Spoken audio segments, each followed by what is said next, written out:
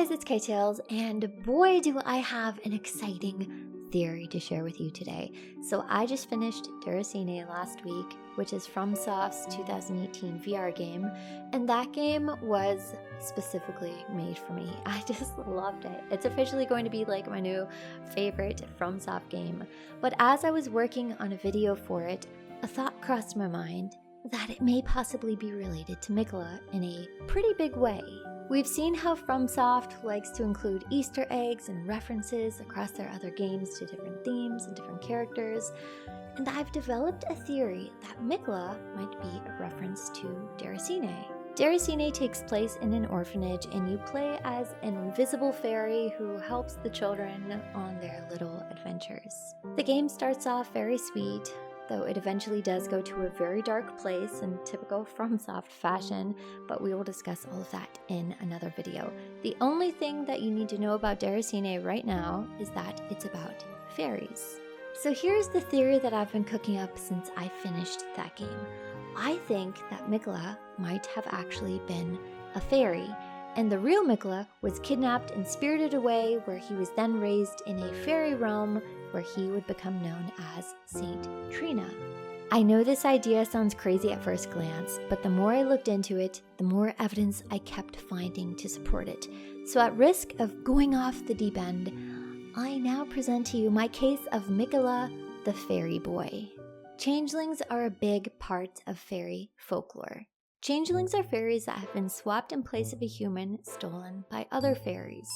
So while the human baby would be stolen away to live its life out in the fairy realm, the changeling would benefit from the comforts provided by its human parents, as long as its true identity was never discovered. Fairies were drawn to bright, reflective things, so lots of blonde-haired babies were targets for fairy kidnappings. Miquella, the golden boy with platinum hair, would have been perfect fairy bait. Changelings could be identified by a number of different traits. For example, a fairy child may appear sickly and would not grow in size like a normal child, or it may have been struck with infantile paralysis, a disease that would later be known as polio. They may have also displayed intelligence far beyond their years and possess uncanny insight. This description of a changeling child sounds so much like Miquella. Even though he's been cursed with eternal childhood, this doesn't stop him from flourishing intellectually, as we see with the golden needles that he fashions and the golden order incantations he creates. And appearance-wise, he very much seems to have the body of a child that might not have functioning legs. Poliomyelitis is a horrific disease that has been around for centuries, in which the limbs of the infected person become atrophied as the muscles die, leading to eventual paralysis. This is a very apt description of the only time we actually see Miquella in-game, as his withered arm falls out of his cocoon. Miquella being cursed with permanent childhood and possibly being partially paralyzed totally fits the description of a changeling. He also very clearly has wings on his back, which has been the most iconic imagery of fairies since they were first illustrated with butterfly wings in the 1700s. But Miquella's wings look very translucent and weak, much like the nascent butterfly, which is said to appear as if it's just emerged from its cocoon for its entire life. The word nascent is described as just coming into existence and beginning to display signs of future potential. And this is such a great description for Miquella, not only physically, as he was very literally inside a cocoon waiting to metamorphosize, but it's also reminiscent of his halig tree. The nascent butterfly might also be related to Miquella's lily and St. Trina's lily, as all three of these items have the same description in that they are exceedingly rare to find. And in the halig tree, there is a field of lilies and butterflies. These glowing butterflies are a variety that you can't collect, but I wonder if they're meant to be the healthy, mature version of the nascent butterfly, as a reference to what Miquella may have become had his metamorphosis not been cut short. Fairies have long been associated with nature since the 16th century, thanks largely in part to a Mr. William Shakespeare, who reimagined them into the mischievous, nature-loving sprites that we see them as today. I see Miquella's affiliation for flowers as a further connection to fairies. And in fact, the lily in the cover image for Deracine is what first caught my attention and got me interested in that game to begin with, because I saw it and immediately thought of Miquella. Miquella was trying to grow a new Erd tree. He watered the Halig tree with his own blood. This to me illustrates that he had a direct connection to nature, a connection so powerful that even his blood was able to make the tree flourish. And when that connection was severed, the tree stopped growing for good. So if the real Miquella was kidnapped by fairies as a baby, then Mohg later kidnaps the changeling Miquella, and in his place is left a wooden corpse that you can see growing into the trunk of the Halig tree. Replacing a kidnapped child with a piece of wood that was enchanted to have the appearance of the victim was another very popular theme in fairy kidnappings. So this wooden effigy that we see of Miquella could be a nod to changeling lore.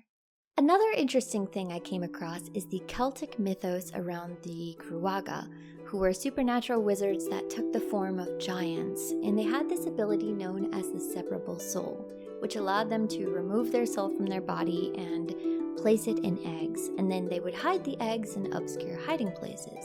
This makes me think of Mohg appearing out of the cocoon/egg, rising up out of the blood that's pouring down Miquella's arm. There might be a little separable soul action going on here, and nothing screams obscure hiding place like hundreds of meters underneath the ground. Taking a closer look inside the cocoon, we see Miquella's withered body and his aged, drained face.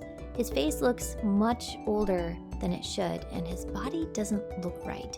But I don't know if we can make too many connections to his appearance inside the cocoon, as it's something only accessible with the camera mod. But it's extremely interesting that his appearance is so shockingly different from how it's described in game. And you just have to wonder, what on earth was Miquella growing into? Looking at etymology, Siofra River, where the cocoon is located, is an Irish name that literally translates to changeling. Ainsel River might be a reference to a medieval fairy tale called Ainsel, which translates to mine own self. It's a story about a mischievous little fairy that plays a prank on a little boy. So here we have two rivers with Celtic names, and both are references to fairies. On top of all of this, there is actual mention of a fairy in the game. The Blue Dancer charm talks of a fairy dressed in blue who bestows a flowing sword upon a blind swordsman. The swordsman sealed away an ancient god, a god that was rot itself. We know that the god of rot was sealed away beneath the Lake of Rot, and the Lake of Rot is located in Ainsel River. So I'm really liking this idea that this fairy, possibly named Ainsel, lived here, and it was thanks to its gift of the flowing sword that the god of Rot was able to be contained. The flowing curved sword is a blade that was patterned after flowing water, and legends say its master was garbed in blue. So we know that the sword given to the blind swordsman was the fairy's own sword. And to me this looks like what I'd imagine a fairy sword to look like. It's whimsical in shape, its curves, it even has a flower on it. The blue cloth set states that the blue color of its fabric symbolizes brisk waters, as fluid and flowing as the sword in the hand of its wearer. And this set looks an awful lot like the Blue Dancer charm. We know that fairies are connected to nature, so it's possible that this fairy was a water sprite or even the embodiment of the river, thus the name Ainsel River, mine own self. So we know that Miquella was very well loved, and from the description of the bewitching branch, we are told that he has learned very well how to compel such affection. Fairies have a magical ability called Glamour, which is a powerful spell of illusion that they cast in order to make themselves more appealing or to disguise something in order to get what they want. And the bewitching branch can be used to turn an enemy into an ally, and this sounds exactly like the effects of Glamour. The bewitching branch is crafted with Miquella's lily and a sacramental bud. The sacramental bud is described as an immature bud containing fresh blood, and it's believed to originate long ago from a strain of buds cultivated with youthful sacramental blood, and we can assume that this blood belongs to Miquella. The crystal and rimmed crystal buds both describe them as a young plant crystallized before it could mature, very accurately describing what happened to Miquella. An interesting thing to note is that the sacramental bud is considered a plant, yet another connection we see to nature. The Rowa fruit that's found all across the lands between seem to have been inspired in name and appearance by Rowan berries. Rowan trees have a very significant place in fairy lore as being a sacred tree that offered protection against witchcraft and enchantment, and also against fairies. So these Rowa/Rowan trees could just be a neat little reference that further supports the idea of a fairy realm in the lands between. But all of this now leaves us to wonder about the fate of the real Miquella.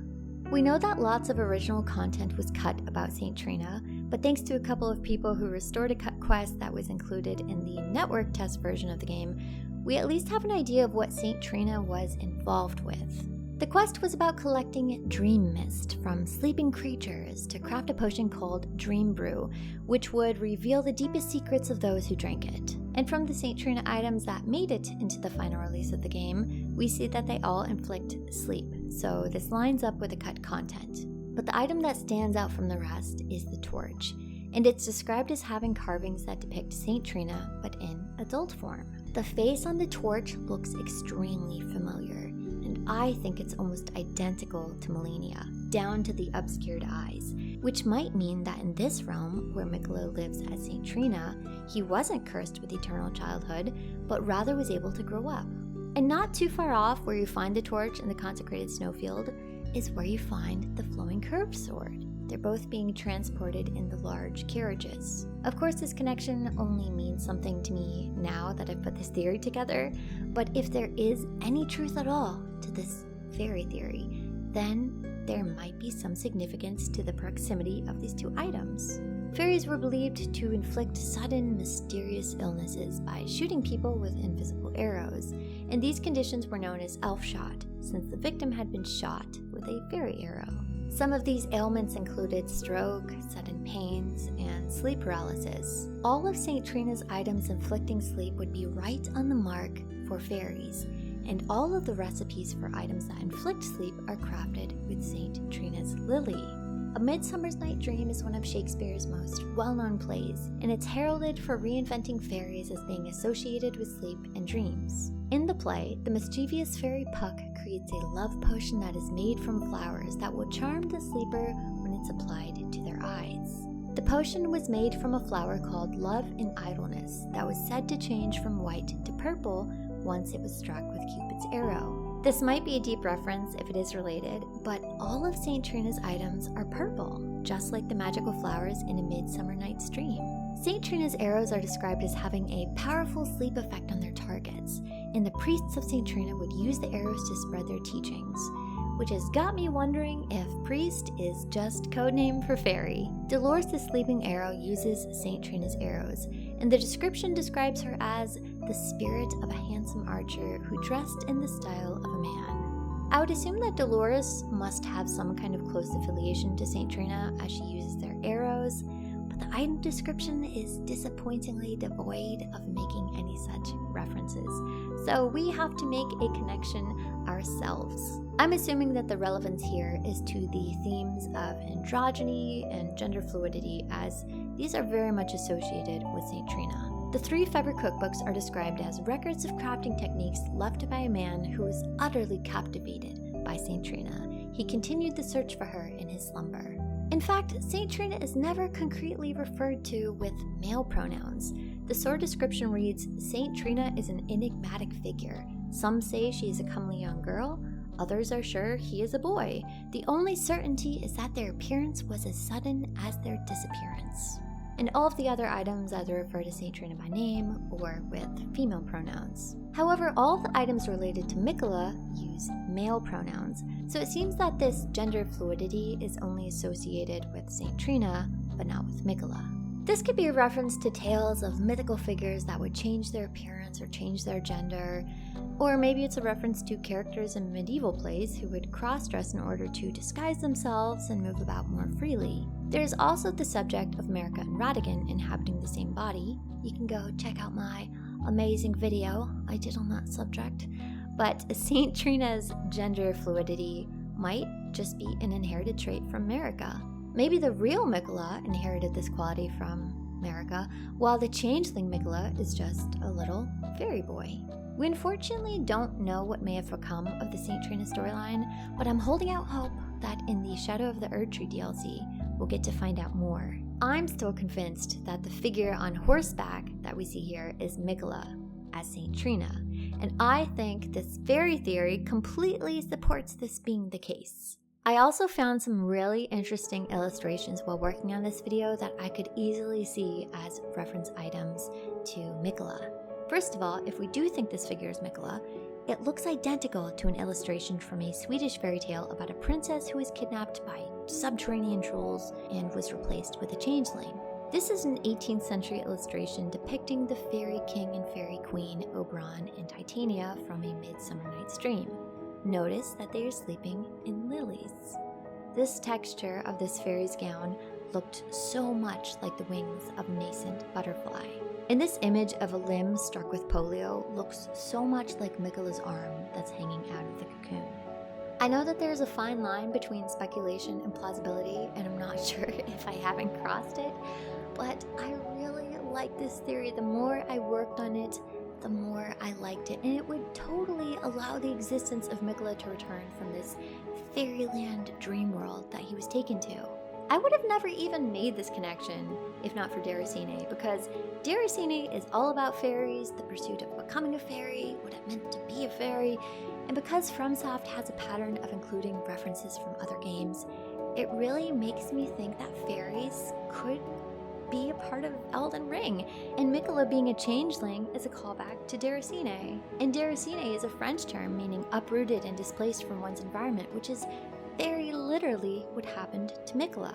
I hope you enjoyed the video and at least found it entertaining, and I will have content coming out about Deracine, as well as some videos about Bloodborne as I've been playing through that for the first time, and some videos about Fallout quests, some Red Dead Redemption 2 quests that have just stuck with me. But I wanted to share this, and I'm gonna try and get a video out weekly, so make sure to subscribe to keep up with that. And I want to give a big special shout out, thank you to my lovely channel members: Doomsday Zen, James Flack, Twisted Bishop, Solomon, Joey, Alexandra, and Nafwallen. So yeah, thanks for watching, and I'll see you next time. Bye!